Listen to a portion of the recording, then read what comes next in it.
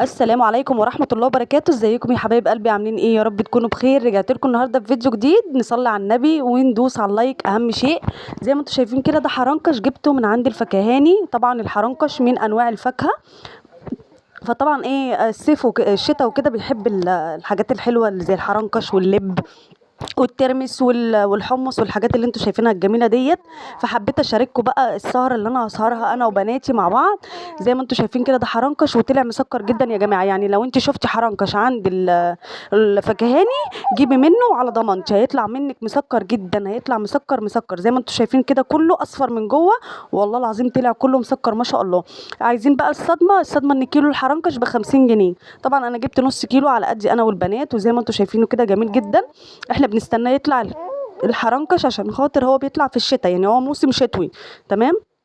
زي ما انتوا شايفين كده، هوريكم بقى بقيه السهره انا هعمل لهم ايه. يلا بينا نشوف حضرت السهره هنسهر ازاي. زي ما انتوا شايفين كده، دي السهره بتاعتنا حرنكش. زي ما انتوا شايفين كده حرنكش جميل زي ما انتوا شايفينه. دوسي بقى لاختك على اللايك قبل اي حاجه، وما تنسيش كده الكلمه الحلوه منكم ودعواتكم ليا ان قناتي ترجع زي الاول. وعملت لهم شويه فنكوش كده. بعمل الفنكوش طبعا كلنا عارفين بيتعمل ازاي، بيتباع عند العطار. هاتي ب5 جنيه فنكوش، هيرمي معاكي ايه؟ هيرمي معاكي كميه كبيره جدا، بس عيبه ان بيشرب زيت. وبفرك عليه واحده ماجي كده بعد ما بيتعمل، بيديكي معاكي بقى ايه؟ طعم البوزو كده بالماجي جميل جدا. واستفندي وشويه لب سوبر وكوبايتين بيبسي كده بالتلج جميل جدا. طبعا الشتاء بيحب الاكل، فدايما طول واحنا قاعدين كده بالليل لازم نقعد ايه؟ نقرقد الحاجات الجميله ديت.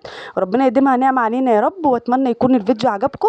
عايزه اقول لكم اللي الفنكوش يا جماعه بلاش تجيبوا لاولادكم البوزو والشيبس والحاجات ديت، وهاتي الفنكوش اعملوه لهم في البيت. جميل جدا والذ من البوزو بكتير، وحاجه انت عاملاها صحيه على ايدك وعارفه انت عاملاها ازاي. والزيت طبعا بيكون نضيف. وشويه يوستفندي موجود في كل بيت. وعملت بقى ايه؟ كوبايتين بيبسي كده حلوين بالتلج، والحرنكش معايا اهوت، وشويه لب سوبر كده ب10 جنيه لب سوبر. حاجه كده بسيطه. يا رب يكون الفيديو عجبكم. بالله عليكم ما تبخلوا عليا باللايك والاشتراك.